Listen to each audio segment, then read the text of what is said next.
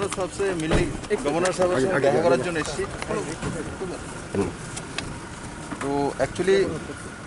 উনি আসার পর মাননীয় রাজ্যপাল আসার পরে সৌজন্যমূলক আমার সঙ্গে সাক্ষাৎ হয়নি তো সেই কারণে আমিও দিল্লি চলে গেছিলাম উনি পাটনাতে তো আজকে আমি ওনার সঙ্গে সৌজন্যমূলক সাক্ষাৎ করেছি ওনার হালচাল বুজুর্গ মানুষ ওনার স্বাস্থ্যের খেয়াল রাখা ডাক্তার টিম রাখা আর ভ্যাকসিনেশন করা এগুলো বিষয়ে আলোচনা হয়েছে আর ওনার স্বাস্থ্যের প্রতি খেয়াল রাখা ওনাকে ভালোভাবে রাখা হাতের করাতে এটা আমাদের দায়িত্ব কারণ রাজ্যপাল রাজ্যের প্রধান ব্যক্তি স্যার এনএসি বৈঠকে রাজ্যের জন্য কিছু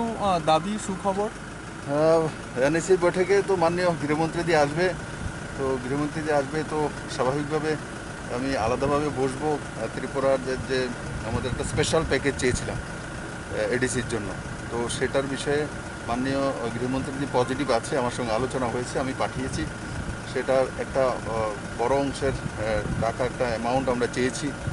মাননীয় প্রধানমন্ত্রীর কাছেও দিল্লি দিয়েছি তো আমি আশা করি গৃহমন্ত্রীদের কাছ থেকে সেটা এবার নিতে সক্ষম হব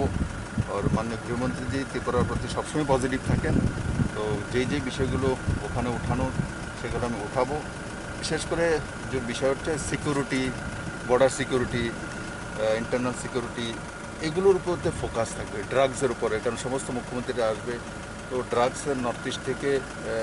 সেটাকে একদম বিনাশ করা মাননীয় গৃহমন্ত্রীজির মূল স্লোগান যে 2022-এর মধ্যে নর্থ ইস্টকে ড্রাগস মুক্ত করতে হবে স্যার মন্ত্রিসভা সম্প্রসারণ নিয়ে একটি জল্পনা কবে নাগাদ হতে পারে ও বিষয়ে যখন হবে তখন দেখব